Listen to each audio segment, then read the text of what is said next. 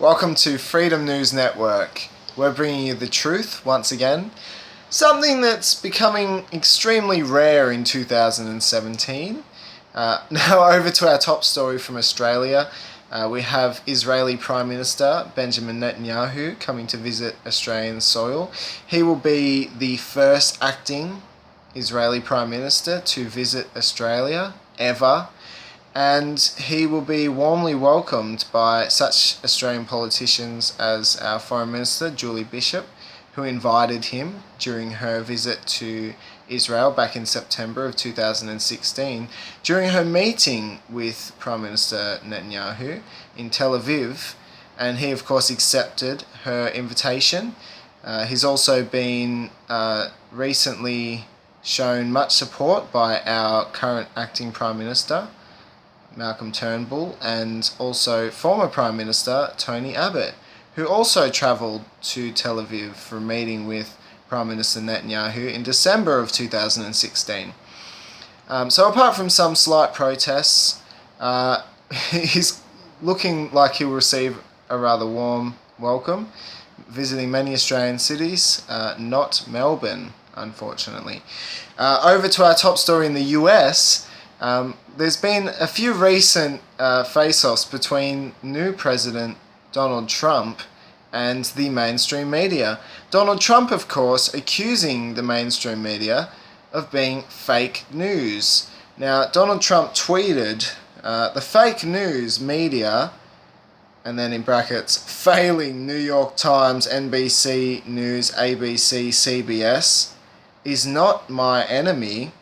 It's the enemy of the American people.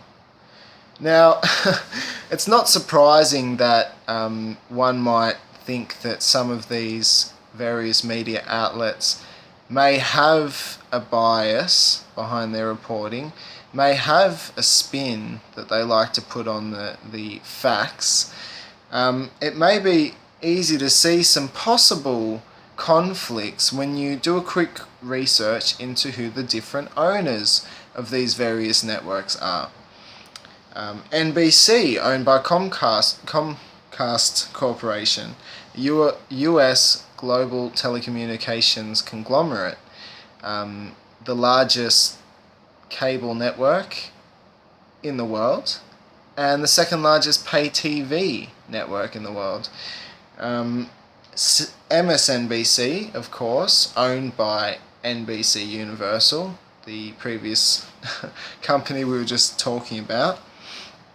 New York Times, owned by the Ox-Sulzberger family.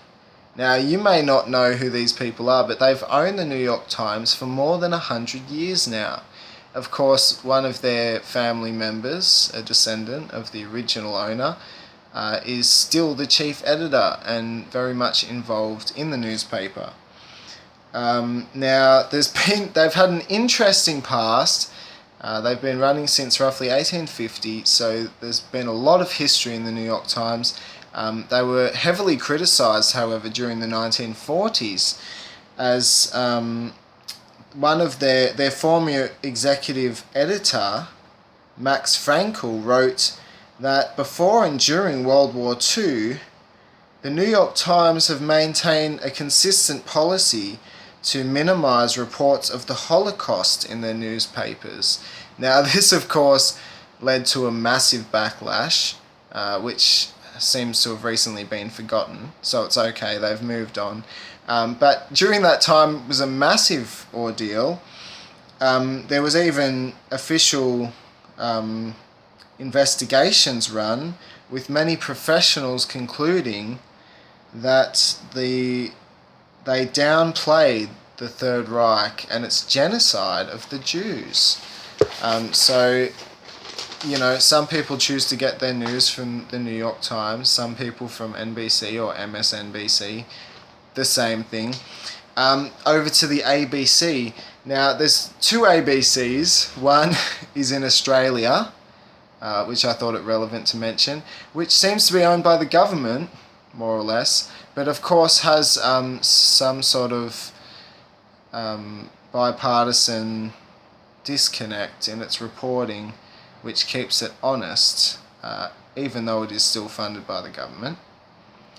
And the American broadcasting company owned by Disney Media Networks.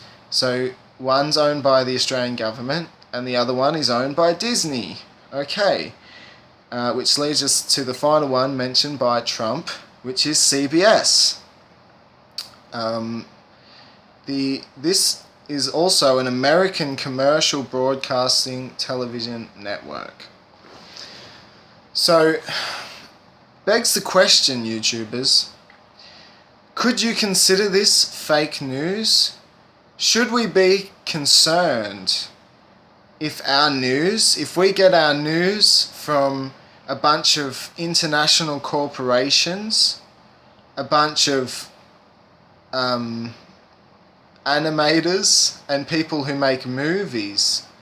Should we be getting our news from people who make their living off designing fairy tales? Should we get our news of people who are accused of being Nazi apologists? I don't know. You think about it. God bless you. Don't forget to subscribe, like, share, comment. And I encourage you, sincerely, to get your news from a trustworthy source. Good night.